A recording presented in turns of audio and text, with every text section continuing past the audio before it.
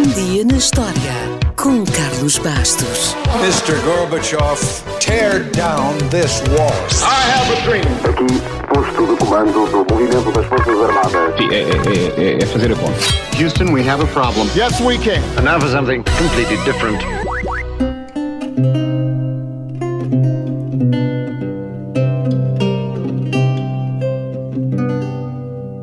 Em 1977, 3 anos depois do fim da ditadura, estreou em Portugal Gabriela, uma novela que mudou os nossos hábitos e que parou o país. Parou, literalmente. Houve até várias reuniões adiadas na Assembleia da República. Se pensa que isto é uma coisa só nossa, está muito enganado.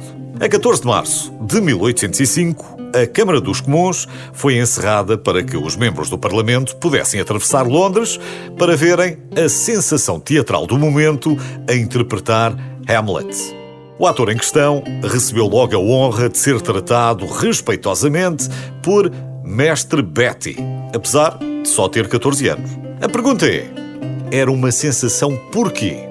Bem, porque o Mestre Betty decorou o texto de William Shakespeare em apenas 3 horas. E dizer que o Mestre Betty era a grande sensação do momento não era exagero. 3 meses antes, o teatro de Covent Garden teve de contratar guardas para controlar a multidão que esperava impaciente do lado de fora para ter um pequeno vislumbre do Menino Maravilha.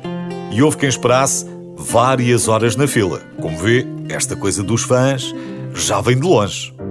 E lá dentro, a coisa não correu melhor. Entrou muito mais gente do que estava previsto, houve gritos e empurrões, lutas pelos lugares, os polícias foram espremidos, os camarotes invadidos, havia cabeleiras e bengalas pelo ar, o calor era insuportável, o ar irrespirável, enfim, foi uma balbúrdia, não cabia nem mais uma agulha no teatro, mas houve espetáculo. Esta loucura tinha começado 3 anos antes, quando Master Betty, que se chamava William Henry West Betty, foi levado pelo seu pai a um teatro em Belfast. Na altura, Betty tinha 11 anos e tinha o sonho de ser ator.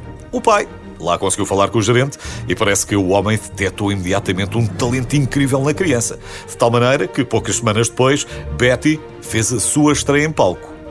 O público ficou estupefacto com a sua performance e reagiu com aplausos estrondosos. As notícias sobre o Mestre Betty espalharam-se e ele apresentou-se em Dublin, Glasgow e Edimburgo. Sendo uma sensação na Irlanda e na Escócia, ele estava finalmente pronto para ir para Londres. E lá foi ele. Foi homenageado pela alta sociedade, convidado pelo rei Jorge III para jantar no palácio e, como na altura ainda não existiam t-shirts, as multidões usavam faixas e medalhas com a sua cara. Rapidamente, Betty passou a ganhar 100 libras por noite, uma quantia extraordinária se pensar que o salário médio por semana, para os que tinham sorte, era de 1 libra. Mas a fama, assim como chegou, rapidamente desapareceu. O público logo se cansou da novidade e voltou aos teatros para ver os atores consagrados. Apenas 3 anos depois da loucura de Londres, o Mestre Betty parou de atuar e voltou aos estudos em Cambridge, para onde se mudou com a família. Ainda tentou voltar em 1812, mas os críticos ridicularizaram o seu desempenho. 9 anos depois, uma segunda tentativa voltou a falhar. A reforma definitiva ocorreu em 1824, após a qual Mestre Betty dedicou-se a causas beneficentes. Morreu, longe dos holofotes da fama, aos 83 anos, mas, atenção, morreu rico. Felizmente, não esbanjou muito dinheiro que ganhou durante o seu período áureo e viveu desafogadamente toda a vida.